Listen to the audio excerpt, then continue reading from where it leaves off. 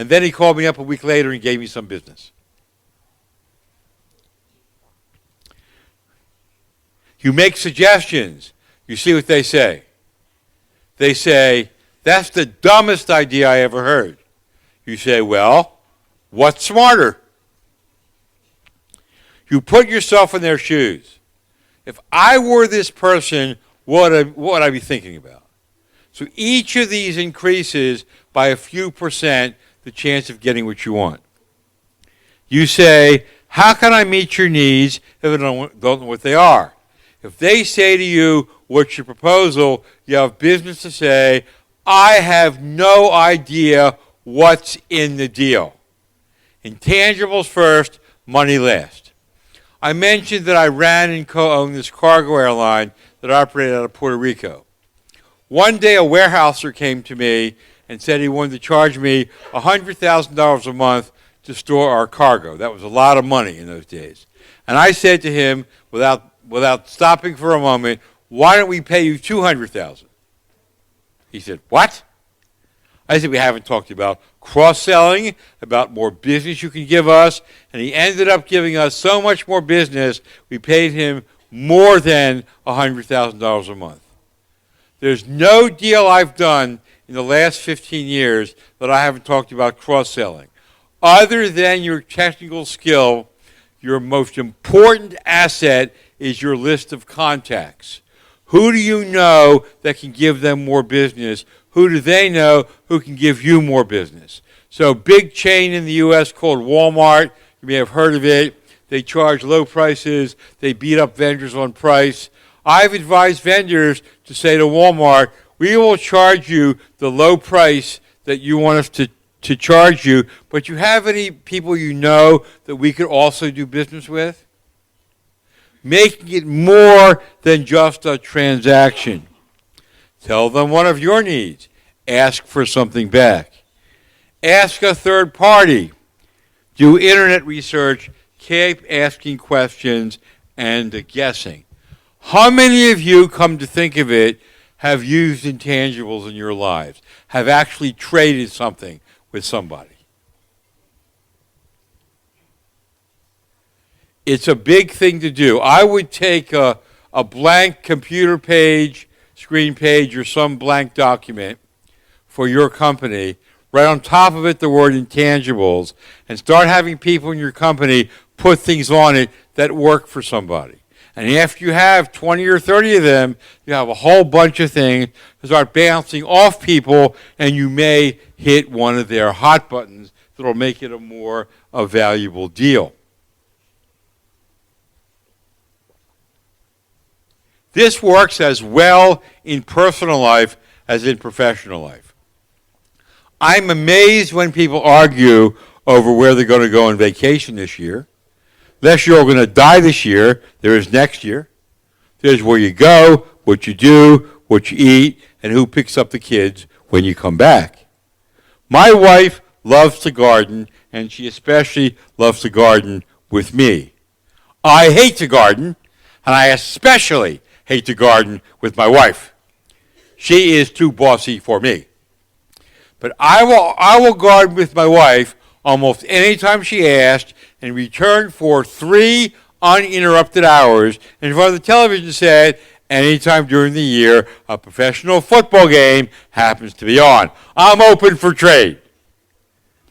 Life is about quid pro quo. Make the trade. Even in relationships, the first thing marriage counselors say to couples is write it down. Develop a process. Trade things with each other. Nowhere does this work better than with what people think is the most difficult class of negotiator, which I find to be the easiest, and that is children. Children are easy to negotiate with if you know the trade. Someone in one of my classes, after I talked about this tool, contacted me afterwards, and he said, I went home that evening, and my 3-year-old daughter was sitting, as usual, on the rug in the bedroom, fully clothed, legs crossed, arms folded, saying, I'm not getting a bath. So he said, I said to her, he said, I'll tell you what, If you get in the bath, I'll take your favorite songs and put them on my iPhone and serenade you when you're in the bath. He said within 1 minute, she was in the bath. He said, I tried something similar on her and her brother to brush her teeth and go to bed. And he said, within minutes, my entire relationship with my children had changed. And you don't have to negotiate every day. You can make a long-term negotiation agreement. When my kid was 3, I said to him, Alexander, I want to make a 10-year deal. He said, what's that? I said, if you leave your room a little dirty or you spill things, I'm not going to scream at you. But for the next 10 years, every time Daddy says it's health and safety, you stop everything and do exactly what I say. And for the next 10 years, every time we crossed the street, he took my hand. That was my thing. And I made the trade. Now he's 17, a little bit of a smart aleck. He's read my book. So when I say to him, Alexander, what can I do for you? He says, Dad, what do you want from me?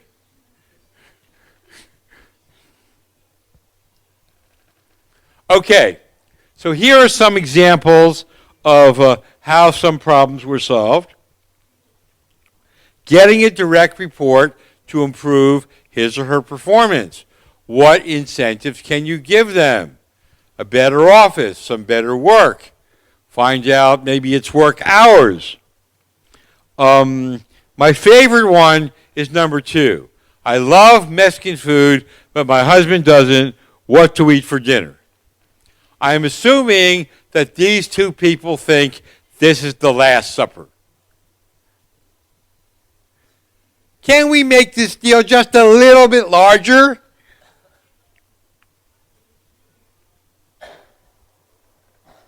Okay, number 6, negotiating a chick flick with the wife. I would see the chick flick and get a lot of stuff for it.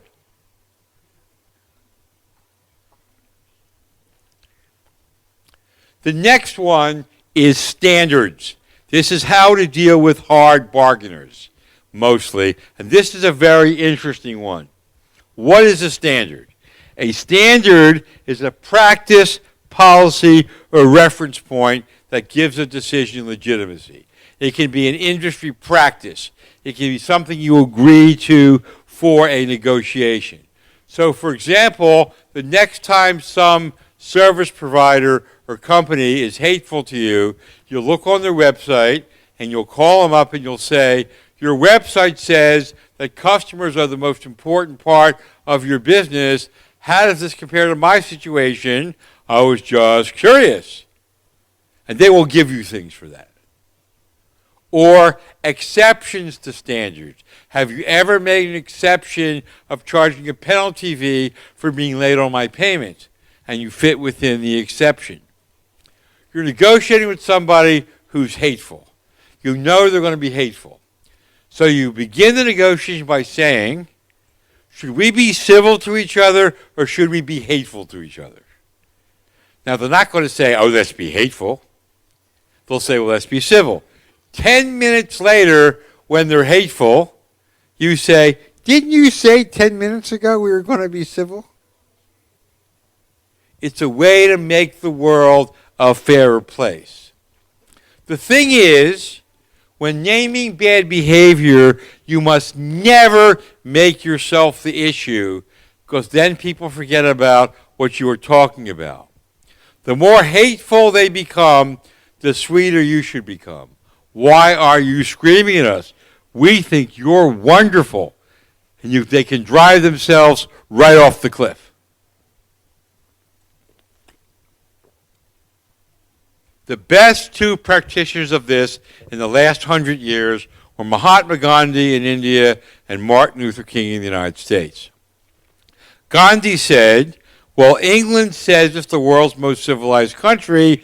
How does this compare to the killing of innocent women and children in India? And England could not withstand the weight of world opinion and lost India. Martin Luther King, same thing. The U.S. Constitution says everyone has the same rights. We're confused, and the U.S. Civil Rights Act was passed. Gandhi and King were very tough negotiators. They made everybody else the issue.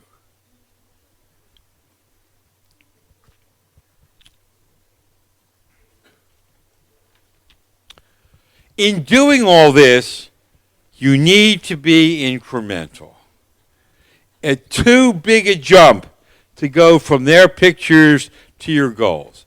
Divide your negotiations up in small segments. So each segment then leads to the next segment. The technology industry has figured out that you spend most of your time getting your model straight, and then you really replicate it. The social system has not figured that out yet. Kids are really good at this. Watch kids negotiate. Can I have a cookie?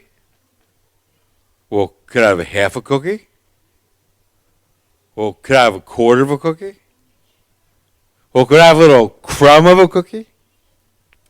The reason kids do that is kids instinctively know that the distance between a crumb of a cookie and the whole cookie is less than the distance between no cookie and a crumb of a cookie.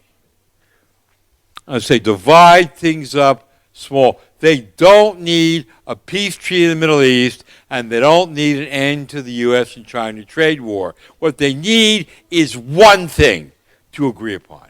Then another thing. Then another thing. Don't do the whole thing at once. The next one, walking out. Bad communication.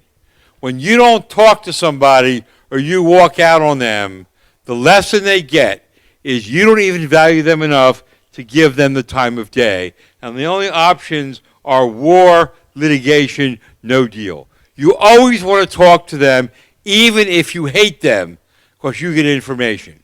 I tell the military, every 10 minutes you spend talking to a terrorist, you find a better way to kill them. I guess that's what they want to do. But I always want to be in there talking to them and getting information. Having a firm grasp of the obvious and then stating it. I mentioned that we solved the writer's strike in Hollywood in 2008 after a year of there being no new movies and no new television show. So what I did was I asked the writers to go to the studio heads where they hadn't negotiated with, they arranged a breakfast, and asked 3 questions. Question number 1, are you happy? We're not happy. Question number 2, are you making any money? We're not making any money. Question number 3, if you had to do it over again, how would you do it? It took 25 minutes to restart the negotiation after a year and 3 days to reach an agreement. What's going on here? Is there no trust? Why is there no trust? What's the problem? Why are we stressed out? Say what's going on. I'm feeling uncomfortable. I'm feeling unprepared for this negotiation. How do we handle that? Have a conversation. Don't just make speeches. Ever watch people playing basketball, practicing? They get the basketball, they pass it right back. One sentence, one thought. Because if you give 5 thoughts in one sentence and they say no, you have no idea what they said no to. The famous writer Ernest Hemingway, you must have heard of him or read his work, right? The fish, she was big, the boat, he was small. One sentence, one thought. Discuss commitments to each other. How do we make commitments to each other? And it's very important to know that because people make commitments in all kinds of different ways in today's world. A company I know in Switzerland once signed a contract with a company in Egypt, which promptly broke the contract. The Swiss company called them up and they said, you broke the contract. The Egyptian company said, no, he didn't. The Swiss company said, you signed the contract. Egyptian company said, yeah, but we didn't shake hands on it. That's how they make commitments. So how do they make commitments? Creating a vision, very, very important. Okay, how long could this negotiation be? The longer you make the potential negotiation, the better you'll get, the more they'll give you. I'm a $500,000 lifetime car customer, for example. In fact, creating a vision is a major form of leadership. Now, I just have a U.S. example about this, but for example, Hillary Clinton, many reasons she lost